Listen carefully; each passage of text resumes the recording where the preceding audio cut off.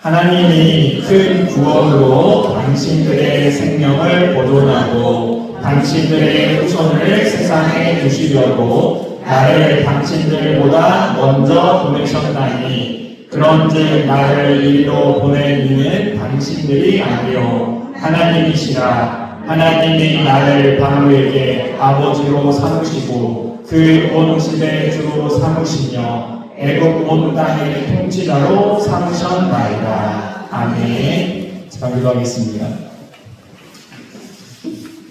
사랑의 하나님, 이 시간 부족한 종이 두려움과 떨림으로 주의 단에 있어서 주의 말씀을 개원하고자 합니다. 부족한 종을 말씀의 도구로 통로로 사용하여 주시고 우리가 나누는 이 말씀이 오늘도 하나님께서 우리에게 허락하여 주시는 생명의 말씀이 되어 우리의 신령받듯 심길 때에는 30배, 60배, 100배의 결실을 맺도록 주님께서 그 마음밭을 옥토로 개간하여 주시며 그 열매의 풍성함과 아름다움을 통하여서 하나님의 살아계심을 이 땅 가운데 증거하는 하나님의 귀한 자녀들이 되게 하여 주옵소서. 이 시간 악한 영 예수 그리스도를 떠나가게 하시고 오직 거룩한 성령께서 우리를 붙잡고 인도하여 주옵소서. 모든 건 예수님의 이름으로 간절히 기도하옵나이다. 아멘. 한번 따라해보도록 하겠습니다. 과거를 바꾸시는 하나님. 이 시간에는 과거를 바꾸시는 하나님이라는 말씀의 제목을 가지고 나누고자 합니다. 우리가 인생을 살면서 참 우리가 얽매이는 것들이 있는데 그 중에 대표적인 것이 과거일 것입니다. 이 과거라는 것은 늘 우리를 올가매죠. 그래서 이 예전에 받았던 그 상처가 나의 아픔이 되고 그리고 나를 굶게 만들고 나를 힘들게 만들고 또 원망의 대상들이 나를 화나게 만들고 분노를 유발하며 잠 못 이루게 만들고 그리고 과거에 잘못했던 그 실수와 잘못된 선택이 나를 정말로 힘들게 만드는 일들을 우리가 겪게 되어지죠. 이렇게 과거라는 것은 늘 우리를 힘들고 못 살게 하는데 정말로 이 과거를 우리가 바꾸고 싶다라고 한다면 얼마나 좋겠습니까? 근데 문제는 이 과거를 우리의 힘으로는 절대로 바꿀 수 없다라는 것이죠. 그런데 하나님께서는 성경을 통해서 무엇이라 말씀하고 있는가? 나 여호와는 전능하신 여호와다라고 말씀하시면서 이 과거조차도 바꾸실 수 있다라고 말씀하셨다라는 것이죠. 대체 이 과거를 어떻게 바꾸신다라는 것입니까? 하나님께서 과연 우리에게 다시 과거로 돌아가서 그 과거의 잘못을 수정할 그러한 기회를 주신다는 거예요?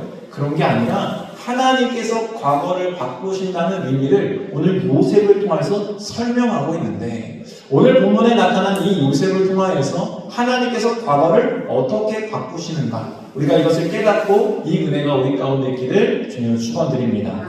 먼저 오늘 본문 말씀 먼저 보도록 하겠습니다. 7절과 8절 말씀 다시 한번 읽겠습니다. 시작. 하나님이 큰 구원으로 당신들의 생명을 보존하고 당신들의 후손을 세상에 두시려고 나를 당신들보다 먼저 보내셨나니 그런즉 나를 이리로 보낸 이는 당신들이 아니요 하나님이시라. 하나님이 나를 바로에게 아버지로 삼으시고 그 온 집의 주로 삼으시며 애굽 온 땅의 통치자로 삼으셨나이다. 아멘. 지금 요셉이 어떠한 상황 가운데 이러한 이야기를 하고 있는가? 우리가 요셉이라는 사람을 보게 되어지면은 이 요셉의 아버지는요 야곱입니다. 근데 이 야곱은요 12명의 아들이 있었어요. 그 12명의 아들이 이스라엘의 12지파가 되는 거예요. 그런데 이 요셉은 11번째 아들입니다. 그리고 그 위에는 배다른 형제 10명이 있습니다.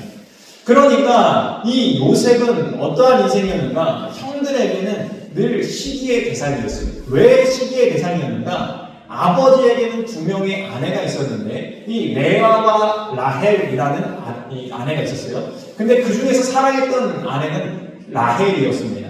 근데 이 라헬의 아들이 누구인가? 요셉입니다. 그러니까 아버지가 10명의 형들보다 이 요셉을 더욱 사랑하는 거예요. 왜냐면 내가 사랑하는 아내의 아들이기 때문에. 그래서 그는 옷을 입혀도요 색동적으로 입히는 거예요. 다른 옷을 입혀주는 거예요. 그러니까 형들이 얼마나 시기했겠습니까?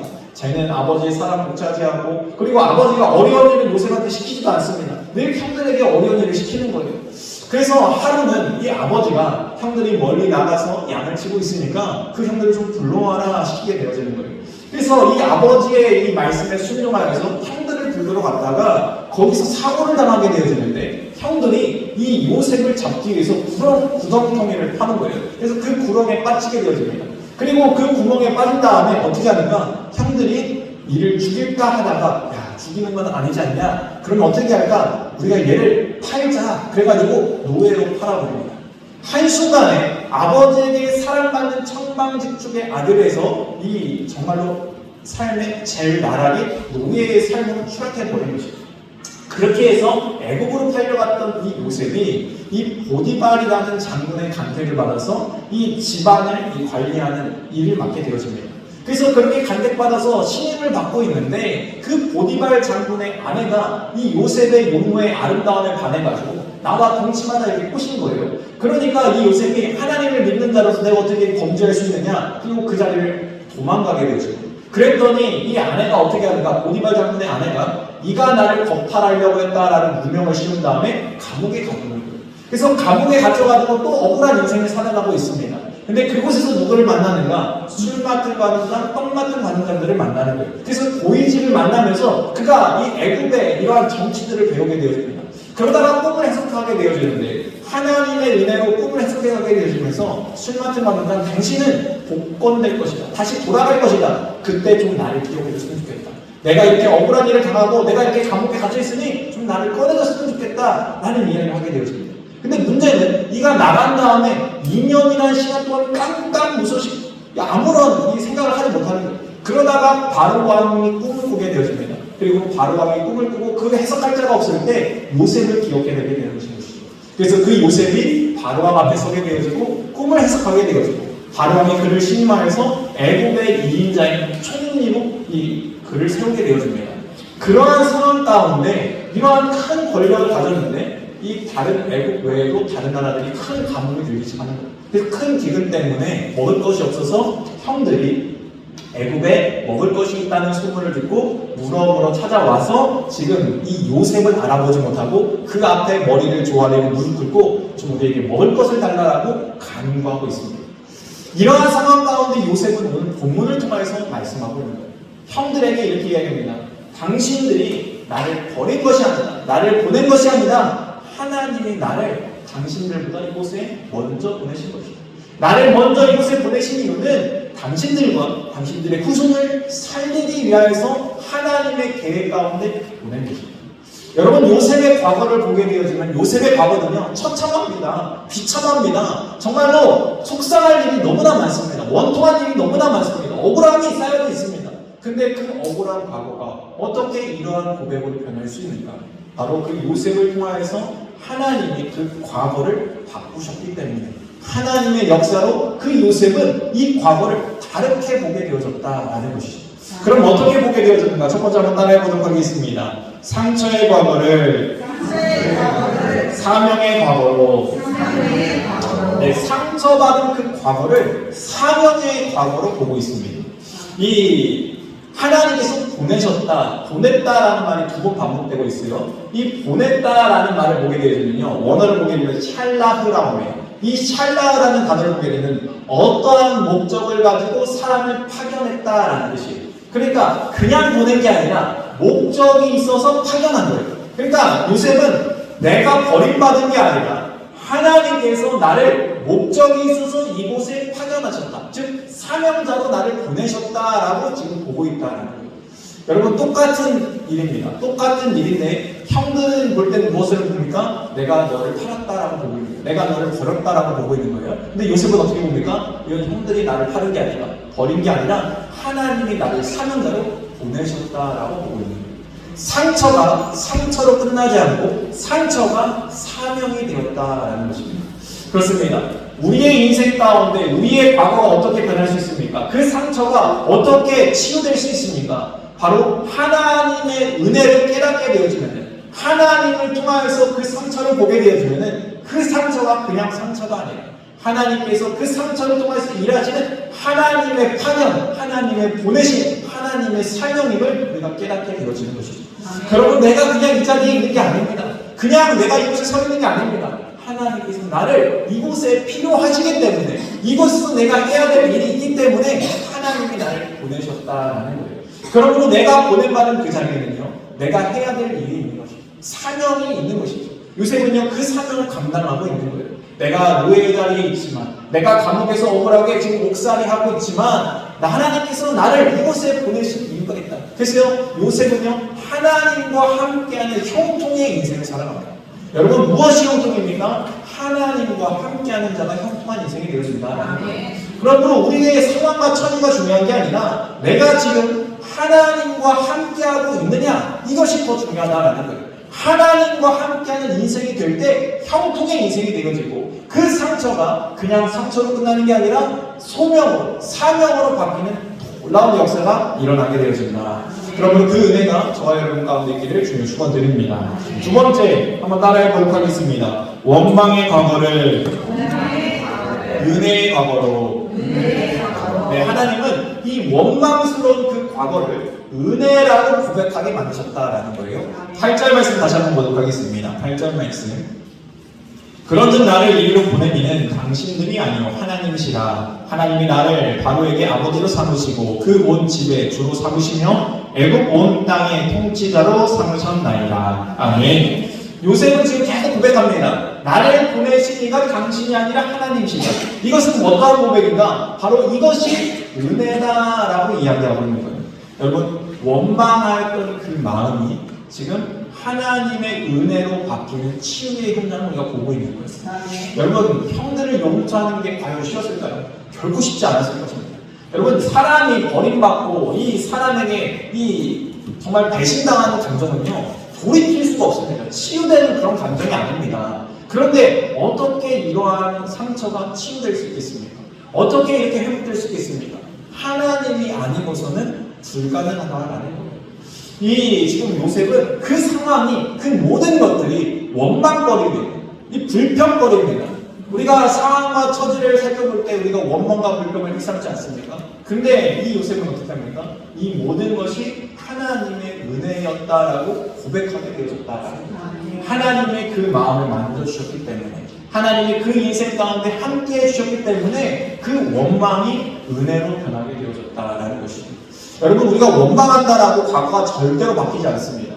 이 사람들이 원망을 하지 않습니까? 우리도 원망을 하죠. 근데 원망하면 어떻게 됩니까? 결국엔 나 자신만 피폐해집니다. 사람들을 불신하게 되어지고, 사람과 관계가 꺼려지게 되어지고, 혼자 그냥 굴 속에 계속 들어간다는 거예요. 그냥 땅보다 더 밑으로 더 들어간다는 거예요. 그것이 우리 인간의 모습입니다.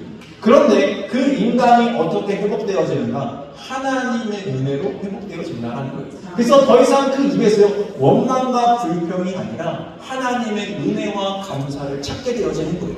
그러면서 그 인생이 회복되어진다는 거예요. 여러분, 우리가 스트레스 받고 이러한 일들이 생기면요, 이 과거의 실수 때문에, 이 정말로 내가 이 실패한 이러한 인생 때문에요, 우리가 찾는 것들이 있죠. 술을 찾고요, 담배를 찾고요, 심지어 마약까지 찾습니다. 이게 현대인의 삶이라는 거예요. 그런데 결국에 그렇게 원망하고 한탄한들 결국 망가지는 것은 내 인생이죠. 결코 내가 원망하는 그 원망의 대상들이요, 망가지지 않습니다. 나만 망가집니다. 나만 더 안 좋아진다는 거예요. 그러므로 우리는 깨달아야 됩니다. 아, 내가 이것을 통해서 내가 회복될 수 없구나. 우리의 회복은 어디에 있는가? 바로 하나님의 은혜 가운데 있구나 라는 것을 깨닫게 되어지고, 하나님을 찾아야 된다라는 것이죠. 그렇습니다. 요셉은요, 그의 한숨과 한탄을 바꿔서 하나님을 향한 기도로 바꾸었다는 거예요. 하나님을 찾게 되어집니다.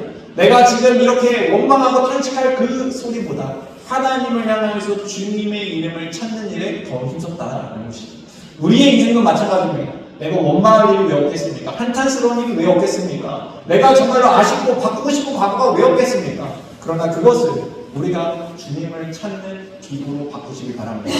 그 고백을 통하여서 하나님의 은혜로 변하는 놀라운 역사 있기를 주님을 축원드립니다. 마지막으로 세 번째 한번 따라해보도록 하겠습니다. 아픔의 과거를 소망의 과거로. 네, 요셉의 인생은요, 아픔의 과거가 분명하게 존재합니다. 무엇이 아픔이었겠습니까? 아버지에게 사랑받았던 그때가 돌아갈 수 없는 때가 되었을 때, 형들에게 버림받았을 때, 아버지가 떨어졌을 때 얼마나 큰 아픔이 찾아왔겠습니까? 그 어린 나이에 얼마나 두려웠겠습니까? 그런데 하나님께서는 어떻게 하시는가? 그 아픔을 치료해 주셨다라는 거예요. 여러분, 근데 요셉만 치료받는 게 아니에요. 오늘 본문을 보게 되죠. 요셉이요, 형들을 향하여서 당신들이 나를 보냈다라고 생각하지 마시고 하나님이 나를 이곳에 먼저 보냈다라고 생각하세요. 하나님께서 당신들과 당신들의 후손들을 살리기 위해서 지금 이 문제, 이 심각한 기근이 왔을 때 이 문제를 타파할 일로 나를 먼저 보내셨던 하나님의 구원임을 기억하시기 바랍니다.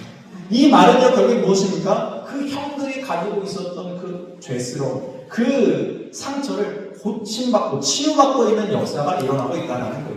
그러므로 하나님은요, 요셉만 치유하신 게 아니라 요셉을 통해서 그의 형들과 그의 자손들도 치유해 주셨다라는 것을 알 수가 있죠. 여러분, 우리가 하나님 앞에 치유받게 되어지면 나만 고침받는 게 아니에요. 나를 통해서 우리의 가정에 고침받습니다. 나를 통해서 나의 자녀들이 고침받습니다. 나를 통해서 우리의 이웃들이 고침받는다라는 거예요. 이것이 하나님의 놀라운 과거의 변화의 놀라운 능력이라는 것이죠. 하나님은요, 오늘도 말씀하십니다. 내가 너를 고쳐 사용하겠다. 여러분, 우리가 잘해서 하나님께 쓰임받는 게 아니에요.